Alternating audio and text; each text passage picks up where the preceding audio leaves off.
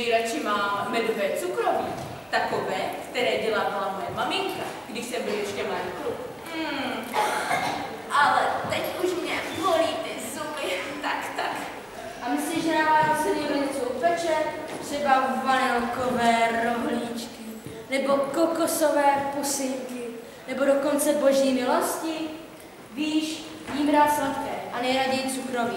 No ano, to já když jsem byl. Kamarádi, mám báječný nápad na slavnostní hostinu. Upečme cukroví. Bude to dobré, chutné a třeba tím někomu uděláme radost.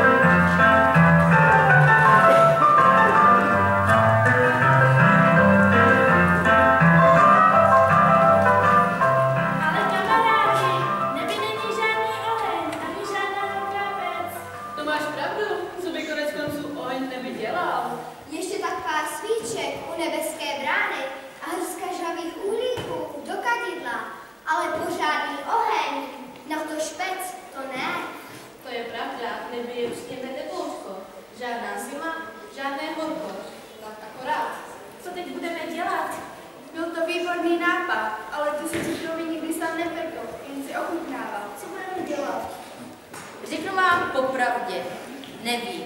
Na to jsem nemyslel. A třeba nám zítra něco napadne. No, a co kdybychom vyletěli z cukroví až ke slunci, aby ho upeklo? Co pak to jde? Letět tak blízko ke slunci? Že by nám slunce ožehlo křidýlka. Spadli bychom jako hrušky. Možná bychom ho mohli vysušit větrem. Třeba by to stačilo. Kdo to kdy viděl? Pečivo se přece peče, proto je to pečivo.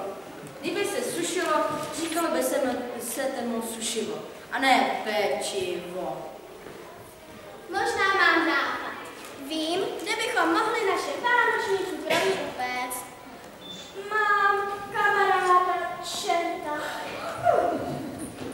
Tady mohla bych se zeptat, jestli by nám to upekli v pekle.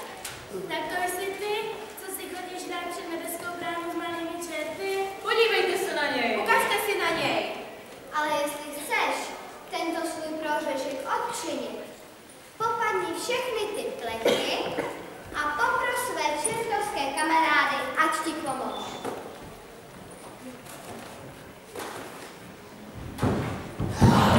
Už o vás víme.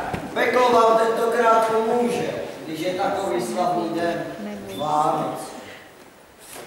Ty jsi hodný. Ani jsem nedoufala, že nám mocnosti pekelné tak ochotně pomohou. Přijdu zase sem, až to bude hotové.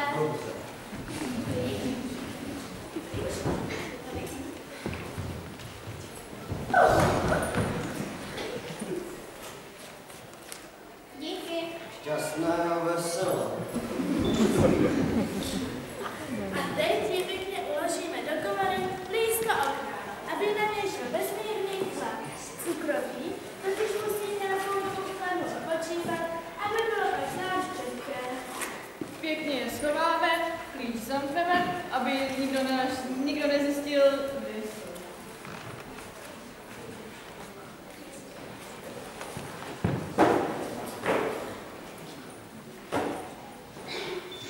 A teď si pěkně odpočineme. Čeká nás ještě spousta práce.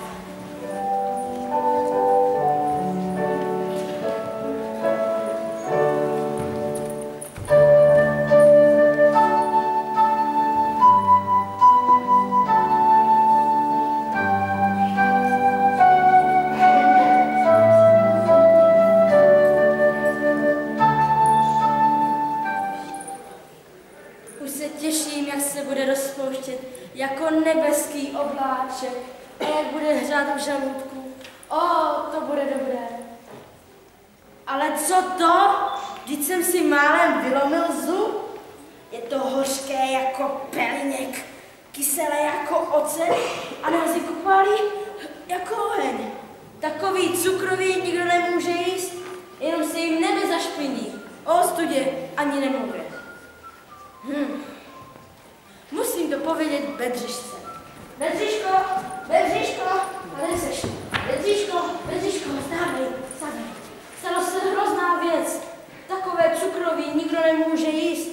se jim nebe zašpiní. O ostudě ani nemluvě. Co teď budeme dělat? Kdo nám poradí? Svatý Petře, představ si, co se nám stalo, když jsme chtěli připravit vánoční překvapení. No jo, to je taky nápad prosit o pomoc čerty. Co pak nevíte, andělíci hloupí, že peklo vždycky všechno zkazí? Máte štěstí, že se nestalo nic horšího. A to jsem ti, Bedřiško, neříkal už 100krát, že si s těmi ďábelskými kluky nemáš hrát. To je mi nadělí. Tak tedy ano. Pomohu vám, abyste nedostali za ty vaše uši. Mysleli jste to konec konců docela dobře. Je vidět, že máte dobrá srdce. A víte co? Taky se postarám o to, abychom aspoň jednou do roka mohli roztopit pece a upéct to pravé vánoční cukroví.